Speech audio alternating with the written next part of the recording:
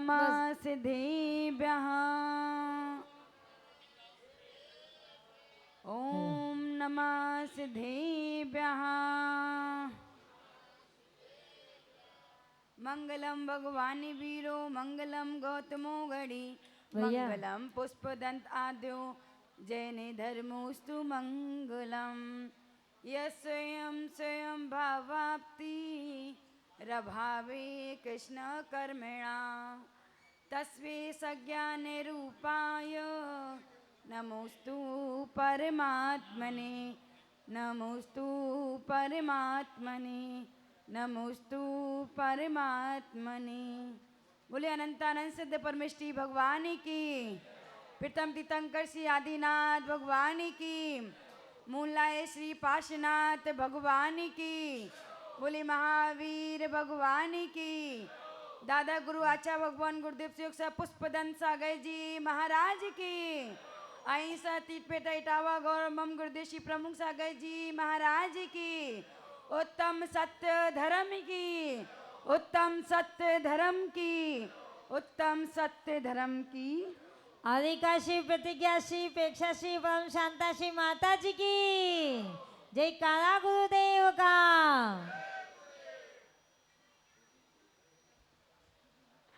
उत्तम सत्य धर्म का अवसर आया है।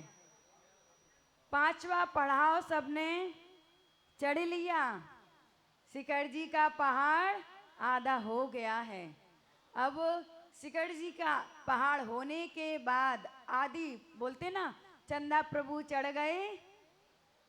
अनिल जी, चंदा प्रभु चढ़ गए तो पूरा शिखर जी का पहाड़ चढ़ लिया है। तो आज चंदा प्रभु की टॉक तक पहुंचने वाले हैं और यात्रा शाम तक हो जाएगी। बस जो पास वाले हैं धैर्य रख लिया 5 दिन, अब हम आपके साथ हैं। आज उत्तम सत्य का दिन है। सत्य कहता है कि हमारे गुरुदेव आचार्य भगवान प्रमुख सागर जी गुरुदेव बहुत प्यारी बात कहते हैं। 4 कषायों को जो मिटा देता है। 4 कषाय मालूम है सबको?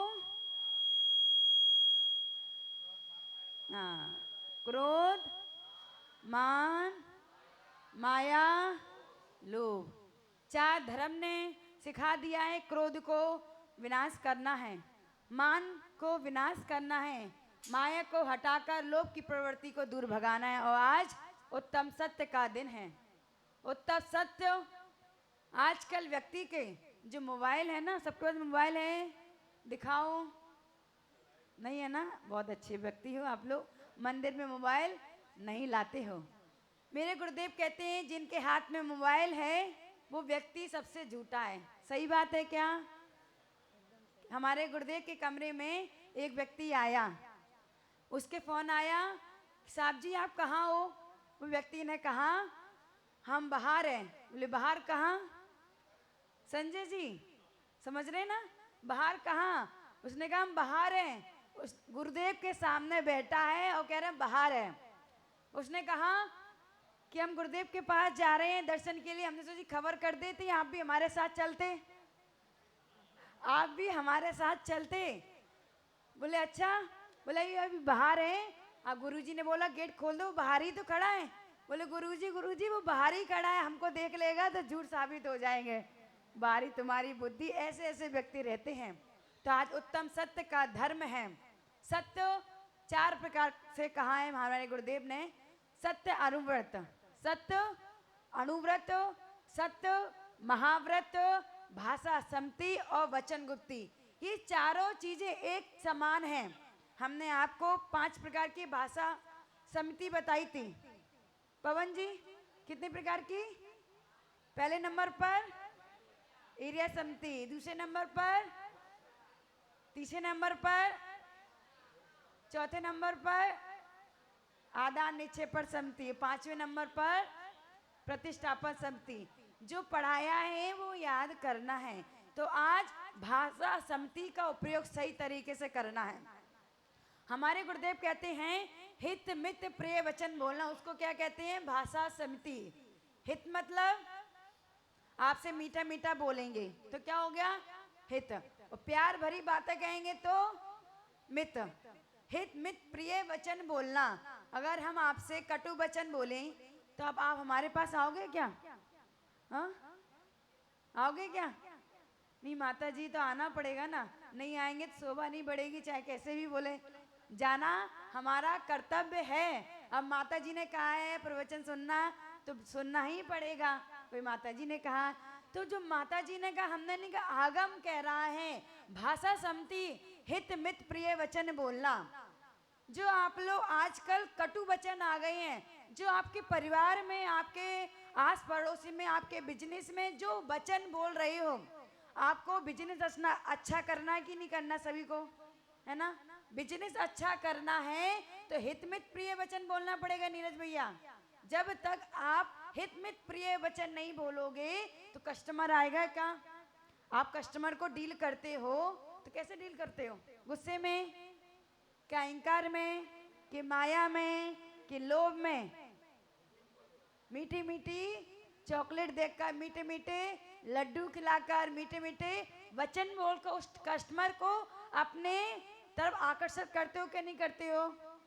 सभी पुरुष वर्ग बैठे और महिलाएं लोग, आप अपने पति देव को कुछ चाहिए हो, सोने की चेन चाहिए हो, या घर में कुछ अच्छा सामान चाहिए हो, या कहीं घूमने जाना हो, तो पति देव को मनाना हो तो कैसे मनाओगे?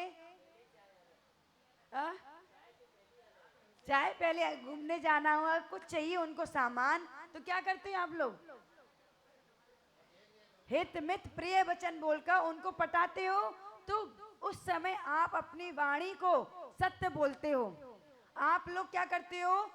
सत्य बोलना चाहते नहीं हो, मिलावटी सामान देकर दूसरों को बोलते हो। लेकिन किसी ने झूठ बोल दिया, आओ ना ताव देखा, क्या करते हो? ये आप लोग की है। लेकिन जैसे आप पति देव को, सासू माँ को पटाती हो अपने वाणी से, वैसे ही जिस दिन पटाते हो वो दिन हर रोज हो जाए तो घर में सुख शांति आ जाएगी। अगर आप लोग पति देव से रोज अच्छा, एक दिन अच्छा बोलते हो, बाकी के दिन और अरुण जी का जहर बोलते हो, ऐसा नहीं। जिस दिन आप लोग अच्छा बोलने का प्रयास करते हो, 365 दिन होते हैं दिन में, 365 दिन में आप मुश्किल से 2 या 3 दिन अच्छे से बोल लोगे, बाकी के दिन मुख में क्या होता है? कड़वापन रहता है। हम यही कहना चाहते हैं, घर में सुख शांति लानी है, व्यापार में वृद्धि लानी है, तो हम कोई टोटका नहीं बताते, हम कोई मंत्र नहीं बताते आप लोगों को। यही मंत्र है, अपनी वाणी में लगाम रख लो।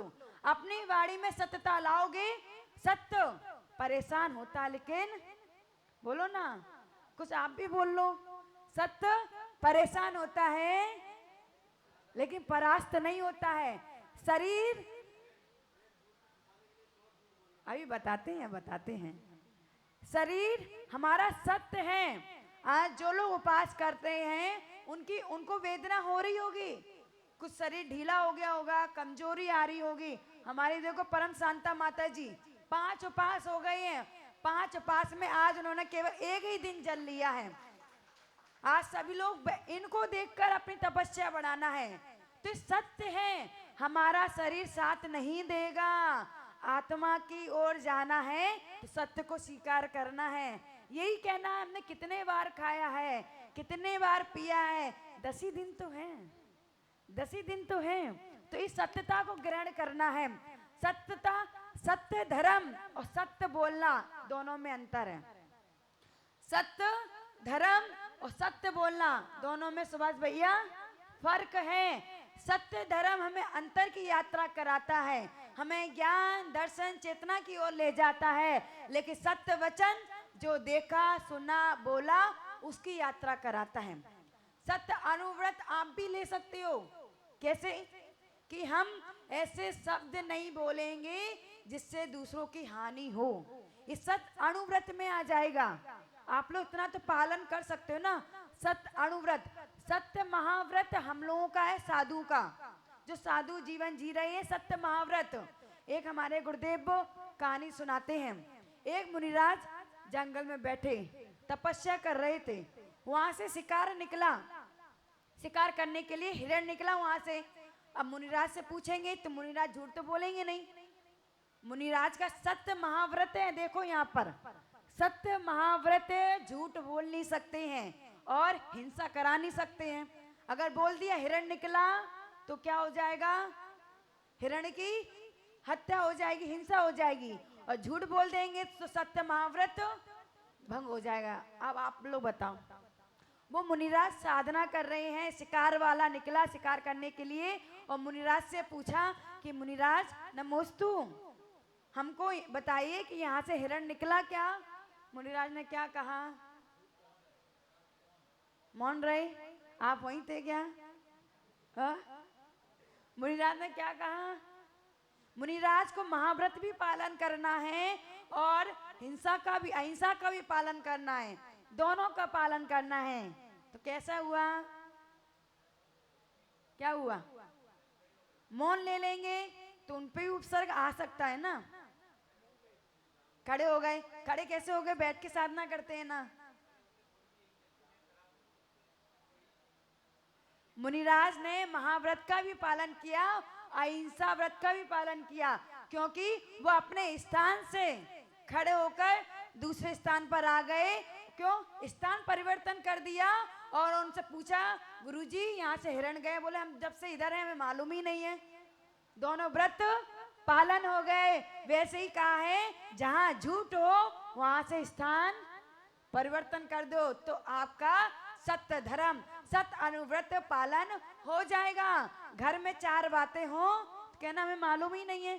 सुनी है, मालूम है, ये हमने सुनी हुई है, सब कुछ है, और बोलेंगे तो खटपट होगी, स्थान परिवर्तन कर दो, हमको मालूम नहीं है, हम यहाँ थे।